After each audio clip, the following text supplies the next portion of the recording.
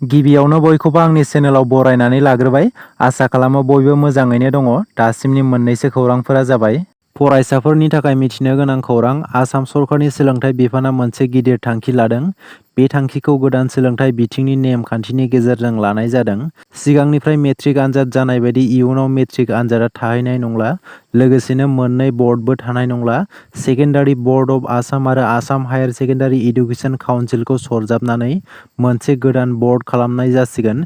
बे गोदान बर्डनि मुङानो जागोन Assam state school education board. बे बर्डनि सिङाव सासे चेयारमेन आरो सानै लेङाइ चेयारमेन थागोन। बे बारनिफ्राय 12 थाखोनि आनजादासो गाहाय आनजाद जासिगोन। गहपुर हालामनि रायजोफोरनि थाखाय मोजां खौरां। बावैसो सिगां बि.टि.आर. आव थिसनजानाय गहपुर हालामाव बि.टि.आर. सरकारा जौगाथायनि खामानि मावनो थाखाय थांखि लाबाय। गहपुरनि मायदांस्रियाव 16 नबेम्बर बर' थुनलाइनि जोनोम सान खुंफुंनाय हाबाफारियाव बाहागो लानानै बि.टि.आर.नि मावफुं सोद्रोमा राकेश ब्रह्म बिथाङा माखासे गोनां बाथ्राफोरखौ बुंथिनानै होदों। गहपुर हालामाव एबा मायदांस्रि ओनसोलाव भेटेनारिनि साब डिभिजनेल अफिसार जिरायग्रा कमप्लेक्स लुफुंनो थाखाय थांखि लादों आरो बे कमप्लेक्सखौ 1 कौटि रांजों लुफुंनाय जागोन होननानै राकेश ब्रह्म बिथाङा मिथिहोदों। आरोबाव बे जायगायावनो फिसारि अफिसारनि साब डिभिजनेल अफिसारनि न'खौ गासै 50 लाख रांजों लुफुंनो थाखाय थांखि लादों होननानै राकेश ब्रह्म बिथाङा मिथिहोबावदों। माहारियारि राजा लामायाव फसंनाय टल गेटखौ लानानै मोनसे मिथिनो गोनां खौरां। जायखिजाया समावनो माहारियारि राजा लामायाव थानाय टल गेटआव जुदि नोंथांमोना जेंनाजों मोगा-मोगि जानाङोब्ला बेनि सायाव नेशनेल हाइवे अथरिटि अफ इन्डियाया गोख्रों राहा लागोन होननानै मिथिहोदों। नेशनेल हाइवे अथरिटि अफ इन्डियाया मिथिहोनाय बायदिब्ला सोरबा कार सालायग्रा सुबुङा टल गेटआव खमैबो 10 सेकेन्ड समनि बांसिन नेनांगौ जायोब्ला टल गेटआव टेक्सखौ होनाङा होननानै बे गोनां बाथ्राखौ मिथिहोदों। जायखिजाया समावनो बाइक आरो कार सालायग्रा सुबुंफोरा टल गेटआव बायदि जेंनाफोरजों मोगा-मोगि जायोब्ला गाव गावनि अजदखौ थोंजोङै 1038 नाम्बाराव फन खालामनानै मिथिहोनो हागोन आरो टल गेटनि सोद्रोमाफ्रा आयेननि बेरेखा खालामोब्ला बेखौबो थोंजोङै अजद दैखांहरनो हागोन होननानै एन.एइच.ए.आइ. आ मिथिहोदों। 6थि आसाम स्टेट फाइनान्स कमिसन बिथांखिनि गेजेरजों दतमा ब्लक डेभेलपमेन्टनि गोदान मावख'सालि लुफुंनो थाखाय गाहाय खुन्थियाखौ गायसननाय जाबाय। बि.टि.आर.नि लेङाइ गाहाय मावफुं सोद्रोमा गबिन्द चन्द्र बसुमतारी बिथांनि दैदेननायाव मोनफुंनो हानाय 1 कौटि 50 लाख रां बाजेटनि दतमा डेभेलपमेन्ट ब्लकनि बे गोदान मावख'सालि न'खौ लुफुंनो थाखाय दतमा डेभेलपमेन्ट ब्लकनि मावख'गिरि बिमला गयारिया अन्थाइ खाम्फा बेखेवनायजों लोगोसे दतमा टि.सि.एल.सि.सि. नि मासिगिरि ज्यतिरिन्द्र ब्रह्मनि आखाइजों गाहाय खुन्थियाखौ गायसनजेनो। मख'नो गोनांदि दतमा डेभेलपमेन्ट ब्लकनि मावख'गिरि एबा मावसुमाफोरा नांगौ बायदि जायगानि खाबु गैयै आरो गोलाव सम गाज्रि थासारिनि मावख'सालिनि जेंनाजों भुगिबोनांना रायजोनि खामानि मावबोनांबाय थादोंमोन।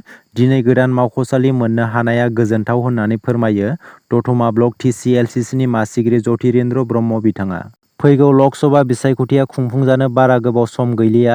बेखौ लानानै बि.टि.आर.नि गोख्रों राजखान्थि दोलोफोरा रायजो-राजाफोरनि सिगाङाव गावसोरनि दोलोखौ गोख्रों खालामनो थाखाय मेल मिटिं फोसावदिंबाय थानायखौ नुनो मोनगासिनो।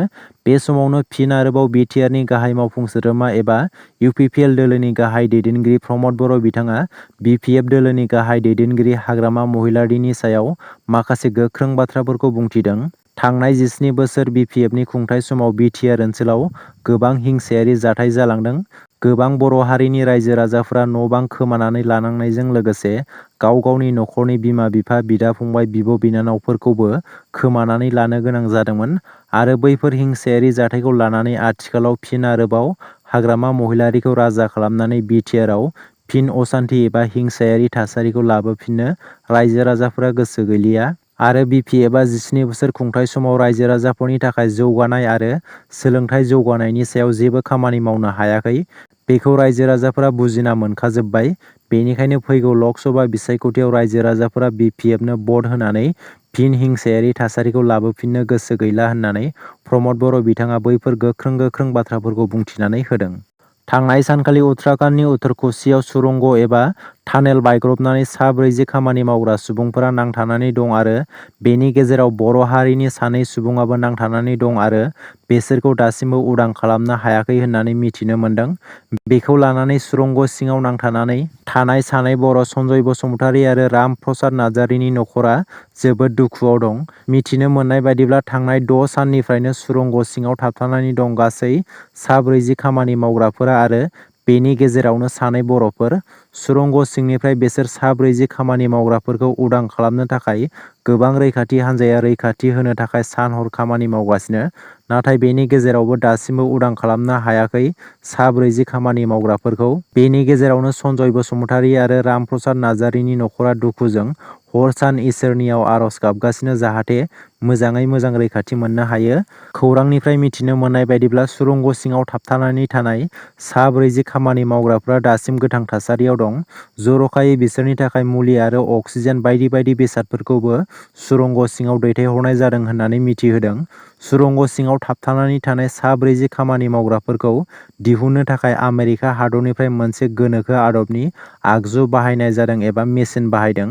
नाथाय दिनैसिमबो उदां खालामनो हायाखै सा 40 खामानि मावग्राफोरखौ। गावनि जोनोमगिरि बिफाखौनो दैमालु बर' मुंनि सासे सुबुङा इनाय अनागारै गोफार हाथियारजों सुथारदों। बे गिख्रंथाव जाथाया जादों सनितपुर जिल्लायाव। सनितपुर जिल्लानि आसाम-अरुनाचल सिमायाव थानाय खयलाजुलि होननाय गामियाव बे गिख्रंथाव जाथाया जादों। नखराव बिमा आरो बिफाजों नांज्लायबाय थादोंमोन आरो बे समावनो बिफाया बिमाखौ बुथारनो थांदोंमोन। बे समावनो दैमालु बर'आ गावनि बिमाखौ बासायनो थाखाय गावनि बिफाखौनो गोफार हाथियारजों सुथारदों होननानै मिथिनो मोन्दों। दासिमनि मोननैसो गोनां खौरांफोरा बेनोमोन। गोजोन्थों।